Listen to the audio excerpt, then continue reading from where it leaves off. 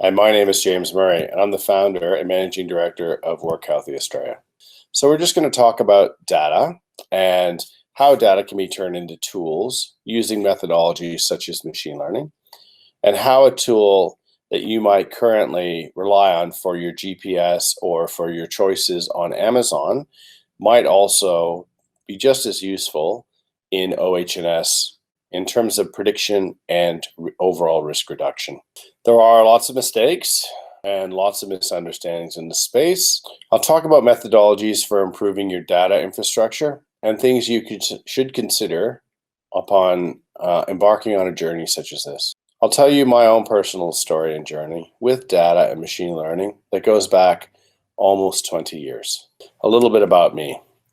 Prior to founding Work Healthy Australia, I provided care for elite athletes in sports such as track and field, weightlifting, bodybuilding, golf, tennis, and triathlon. In 2000, I founded Work Healthy Australia to respond to a need for treating injured workers on site in food manufacturing factories for common conditions such as tennis elbow and carpal tunnel and shoulder impingement, which at that point in time often led to lengthy times away from work and surgical interventions. So we specialize in workplace injury triage, injury prevention, and the management of ill and injured workers to rehabilitate them to their pre-injury duties while reducing the cost and duration of work cover and income protection claims. We use an early intervention approach, and we believe that keeping people at work on full duties is the shortest path to recovery.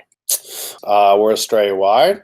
A lot of food manufacturing, some zoos and councils, and other manufacturing businesses. They all have one thing in common. They all have staff. They're all getting older, and they tend to do some form of manual handling or repetitive manual handling in their roles. What is data and machine learning, and how can it apply to health and safety? Well, data is facts. So when you have enough data, you can then start to create some automation or some rules, if you want, on how the data is amalgamated, how it's calculated using algorithms, and how the information flows from one system to the next, or from an input system to an output system like reporting. So AI refers to using rules, much like a human would do a workflow, but with a machine. And so they're programmed, and you'll hear words such as algorithms and rules engines around basic AI. Machine learning is more advanced AI.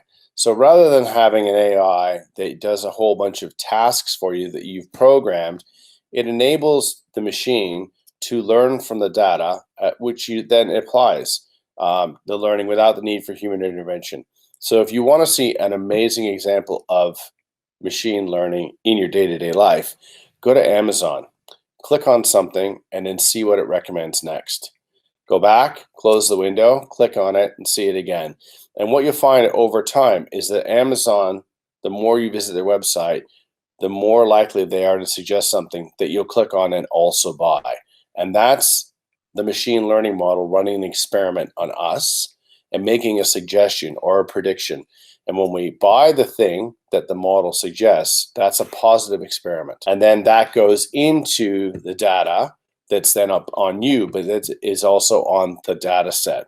So you might not think that machine learning is around us or happening every day, but it is. Whenever you buy, you're more than likely participating in a machine learning experiment. All right, so a little diagram here. So AI, everything here sits in artificial intelligence because it's done by machines and not humans. Machine learning creates sets of experiments on data sets using complex and changing rules and different methodologies to train a model to make a prediction or an experiment from a data set. When you have enough of these neural networks that are brought together that are able to do this simultaneously, that's deep learning.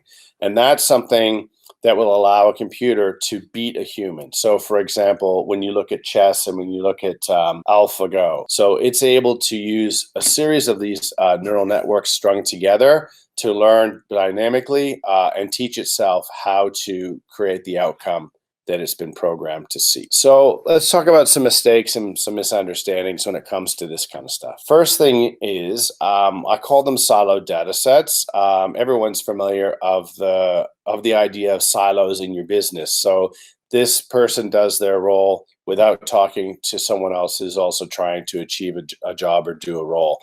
So data is exactly the same way. You might have a data set that's in first aid, and that data set might never leave the first aid office. You might have a data set that is sitting with your workers' comp manager or your return to work coordinator that never talks to any other data set. You might have a data set in your OH&S management tool or in a spreadsheet that talks about accidents, incidents, near misses, and investigations.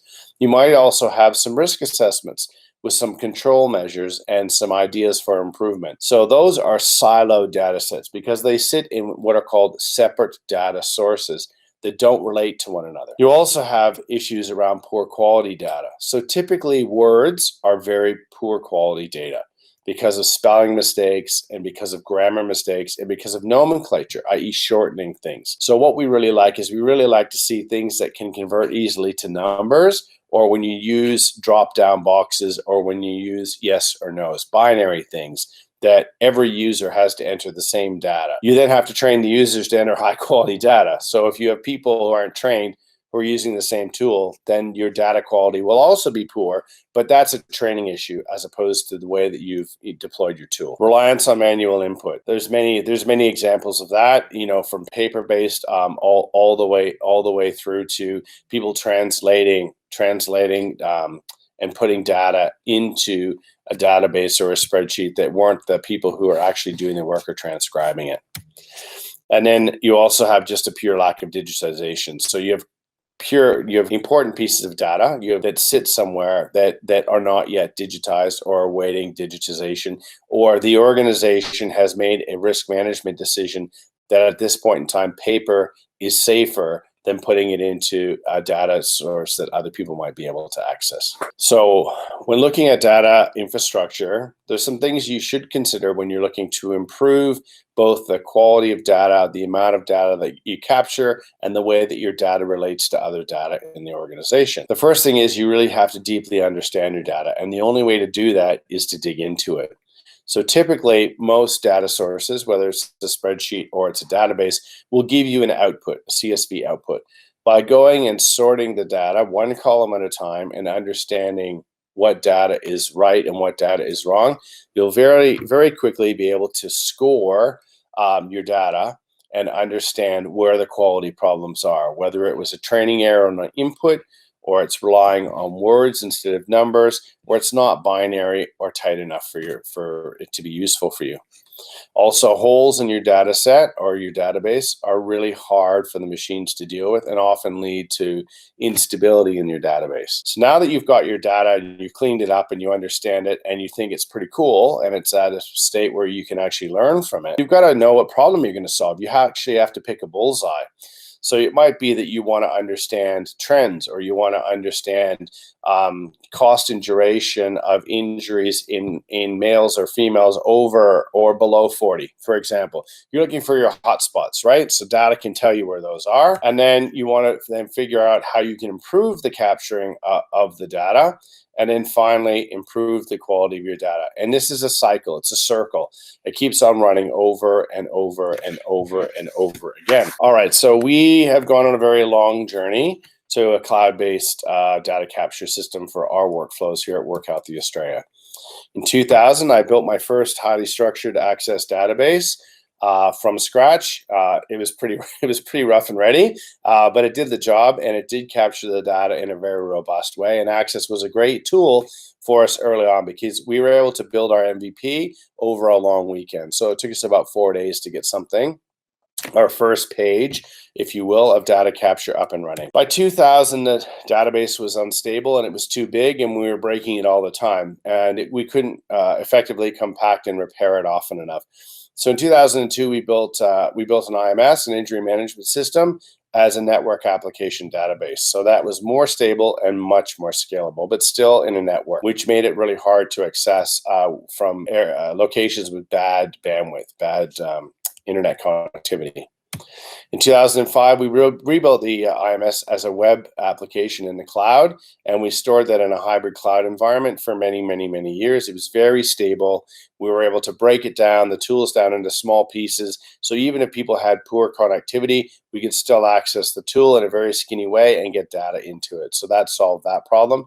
Connectivity is much better now, and we're able to have much more robust and far bigger tools when capturing data.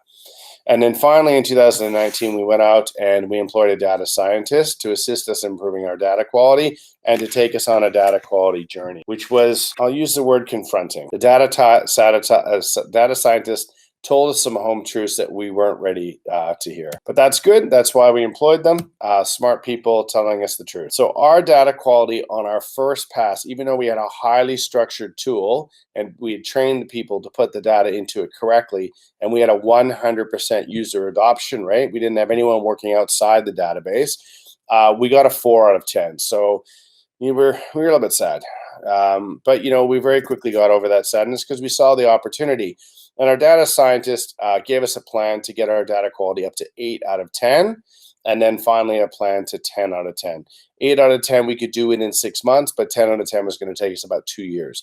So we decided to jump in, to take the plunge, and to do the exercises and improvements that she recommended to do us to get us to an 8 out of 10. So that's where we sit now. Our data quality score for the data that we use here at Work Healthy for running our experiments and doing R&D is an 8 out of 10 on a data quality score. So from our 8 out of 10 data quality, we were able to build our first machine learning model that we knew would make accurate predictions because we cleaned the data and we'd done the work to improve the quality of the data the machine learning model was ingesting. That also meant we could have some very high level analytics and some predictive analytics running in an engine there as well. And we're continuing to experiment and test our data. And our data now serves as a cross-validation point for some old-fashioned R&D. So our data and our data scientists and our machine learning is nested inside of a far bigger R&D program here at Work Healthy. So it's become a holistic part of the way that we roll. All right, so we want to continue to improve our data quality. We'd love to be at a 10 out of 10. We're not sure that we'll ever get there because we're always going to have human users inputting data. So there's always going to be some slippage there, some training opportunities, some data cleaning opportunities, and we'll have to keep on cycling back. We'd like to start to get into the space of predicting injuries before they occur. So we can do some prediction modeling now, but not enough to actually be able to put a pin on a map, but that's the goal. We want to use machine learning to improve recruitment because there are two, issues that we see with recruitment all the time. It's the wrong candidates and the right candidates who quit and leave. So you've hired the right person, but they didn't want to be there for the long term. And both are incredibly costly and very expensive and quite painful. So using AI, big data, and machine learning should help us to improve success rates around recruitment. We love to get everyone to 6 or 12 months without an injury. We'd also like to use this model to predict the return to work journey because rehabilitation and return to work are sometimes quite complex and hard because there are humans involved there. We like to use this to assess OH&S risk and put into the future plans a risk reduction or a matrix of how to model and reduce risk using a tool, and then also the journey. So being able to predict which program of upskilling, onboarding, and work hardening might be more or less risky for an individual candidate. So that's using the data to tailor the journey for the worker. And then also we'd like to be able to predict which care plan would be more effective for a patient, which modalities and therapies they should receive, the timing of the treatment, and what therapists they should use. So these are all exciting things because what they're going to do is they're going to lead to better outcomes, which is going to prevent lots of injuries. And when people do become injured, we'll have some more certainty around time and materials and cost and duration, which is something that everyone wants. Everyone wants a predictable return to work. So what have we learned? It's a lot slower and it's a lot more expensive than you think it might be. You have to take a very, very forgiving, very, very experimental mindset into this, and you really have to believe that you don't make mistakes, you just learn lessons. It takes a long time to get it right. So like my mother used to say, good things happen slowly, bad things happen quickly. This is a slow thing. I hope you've enjoyed this. And if you want to learn anything more about the work that we do at Work Healthy or have a chat, always happy to hear